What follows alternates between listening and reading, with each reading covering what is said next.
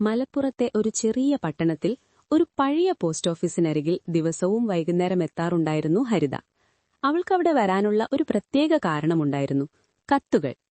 ഇന്നത്തെ ലോകത്ത് എല്ലാവരും ഫോണും സന്ദേശങ്ങളും ഉപയോഗിക്കുമ്പോഴും ഹരിതയ്ക്ക് കത്തുകളോട് ഒരു പ്രത്യേക ഇഷ്ടം. കാരണം അവളുടെ ജീവിതത്തിൽ ഒരാളുണ്ടായിരുന്നു: അർജുൻ. അവൻ എപ്പോഴും കത്തുകൾ എഴുതും. കോളേജ് കാലത്ത് തുടങ്ങിയ പ്രണയം. ആദ്യമായി അർജുൻ അവൾക്ക് കൊടുത്തത് ഒരു ചെറിയ കത്ത്. അതിൽ വെറും 2 വരികൾ മാത്രം: നിന്റെ ചിരി എനിക്കൊരു ലോകം പോലെ തോന്നുന്നു. നീ കൂടെയുണ്ടെങ്കിൽ ജീവിതം പൂർണ്ണമാകും. അന്നു മുതൽ അവരുടെ പ്രണയം കത്തുകളിലൂടെ വളർന്നു. ഓരോ ആഴ്ചയും അർജുൻ ഒരു കത്തയക്കും. അവൻ തന്റെ ദിവസവും സ്വപ്നങ്ങളും അവളെക്കുറിച്ചുള്ള സ്നേഹവും എല്ലാം എഴുതും. പക്ഷെ പഠനം കഴിഞ്ഞപ്പോൾ അർജുൻ മറ്റൊരു നഗരത്തിലേക്ക് പോയി. ആദ്യമെല്ലാം ശരിയായിരുന്നു. കത്തുകൾ പതിവ് പോലെ എത്തി. എന്നാൽ ഒരു ദിവസം അവ നിർത്തപ്പെട്ടു. ആദ്യം ഹരിതയ്ക്ക് തോന്നിയത് അവൻ തിരക്കിലായിരിക്കാം. എന്നാൽ ദിവസങ്ങൾ ആഴ്ചകളായി, ആഴ്ചകൾ മാസങ്ങളായി മാറി. എന്നാൽ അവൾ പ്രതീക്ഷ വിട്ടില്ല. ഓരോ ദിവസവും അവൾ പോസ്റ്റ് ഓഫീസിലെത്തും. എനിക്കിത് കത്തു വന്നിട്ടുണ്ടോ? അവിടെ ജോലി ചെയ്യുന്ന പഴയ പോസ്റ്റ് മാസ്റ്റർ ചിരിച്ചു പറയും: ഇല്ല മോളെ, ഇന്നുമില്ല. എന്നാൽ ഹരിതയുടെ കണ്ണുകളിൽ പ്രതീക്ഷ ഒരിക്കലും മങ്ങില്ല. ഒരു മഴയുള്ള സന്ധ്യയിൽ അവൾ പതിവ് പോലെ എത്തി. പോസ്റ്റ് മാസ്റ്റർ അവളെ കണ്ടപ്പോൾ ആദ്യമായി ഒരു ചെറിയ കവർ കയ്യിൽ കൊടുത്തു. ഇത് നിനക്കാണ്. ഹരിതയുടെ ഹൃദയം അതിവേഗം മിടിച്ചു. കൈകൾ വിറച്ചുകൊണ്ട് അവൾ കത്ത് തുറന്നു. അത് അർജുൻ തന്നെയായിരുന്നു. ഹരിത, ഞാൻ നിന്നെ ഒരിക്കലും മറന്നിട്ടില്ല. പക്ഷെ ജീവിതം എന്നെ ഒരു വഴിയിലേക്ക് കൊണ്ടുപോയി. അവിടെ ഞാൻ നിന്നെ ബന്ധപ്പെടാൻ കഴിയാത്ത അവസ്ഥയിലായി. ഞാൻ തിരിച്ചുവരാൻ ശ്രമിച്ചു. ഇന്നാണ് സാധിച്ചത്. നീ ഇപ്പോഴും കാത്തിരിക്കുകയാണോ? എങ്കിൽ നാളെ വൈകുന്നേരം നമ്മുടെ പഴയ പാർക്കിൽ എന്നെ കാണാൻ വരൂ. നിന്റെ അർജുൻ. കണ്ണുകൾ നിറഞ്ഞു. അവൾ ആ കത്ത് നെഞ്ചോട് ചേർത്തു. അടുത്ത ദിവസം അവൾ പാർക്കിലെത്തി. ഓരോ നിമിഷവും അവൾക്ക് ഒരു വർഷം പോലെ തോന്നി. പിന്നീട് ഒരു പരിചിത ശബ്ദം: ഹരിത. അവൾ തിരിഞ്ഞു. അർജുൻ അവളുടെ മുന്നിൽ നിന്നിരുന്നു. ഒരു നിമിഷം ഇരുവരും ഒന്നും പറഞ്ഞില്ല. വർഷങ്ങളുടെ അകലം ഒരു കത്തിലൊതുങ്ങി. നീ കാത്തിരുന്നോ? അവൻ ചോദിച്ചു. ഹരിത ചിരിച്ചു, കണ്ണീരോടെ. ഒരു കത്തിനു വേണ്ടി ഞാൻ എത്ര കാലം വേണമെങ്കിലും കാത്തിരിക്കും. അർജുൻ അവളുടെ കൈ പിടിച്ചു. ഇനി കത്തുകൾ ആവശ്യമില്ല. ഞാൻ തന്നെ നിനക്കൊപ്പമുണ്ട്. അവൾ തല കുനിച്ചു. എന്നാലും ഞാൻ ആ കത്തുകൾ ഒരിക്കലും മറക്കില്ല.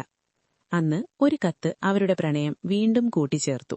നോക്കി അവൾ മണിക്കൂറുകൾ ചിലവഴിക്കുമായിരുന്നു. അവൾക്ക് കടലൊരു സാധാരണ കാഴ്ചയല്ല, അതവളുടെ ഹൃദയത്തിന്റെ ഒരു ഭാഗം തന്നെയായിരുന്നു.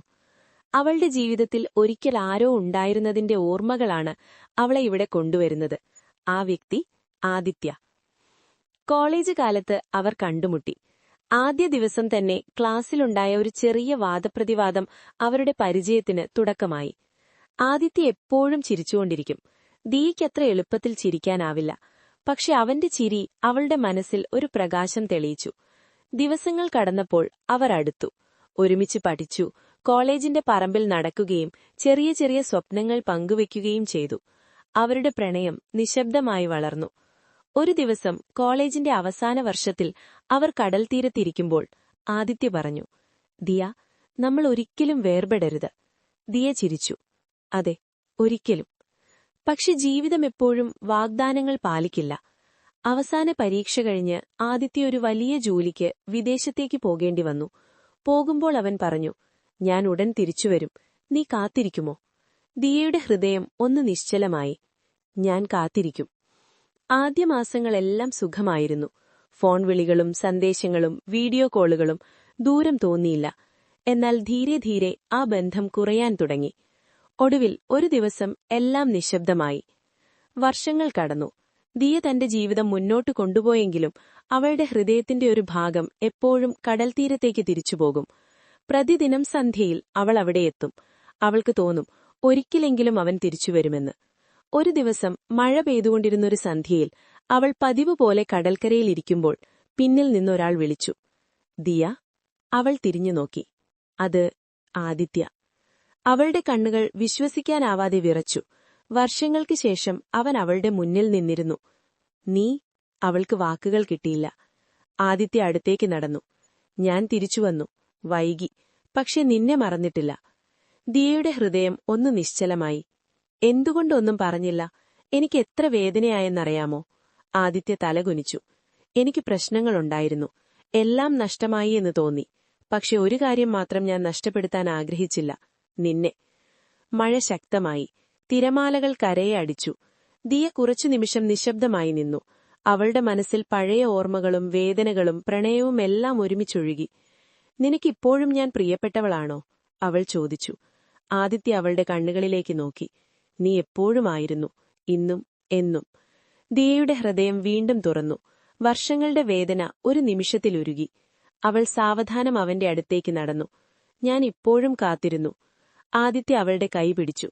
ഇനി ഞാൻ പോകില്ല. ആ സന്ധ്യയിൽ മഴയും കടലും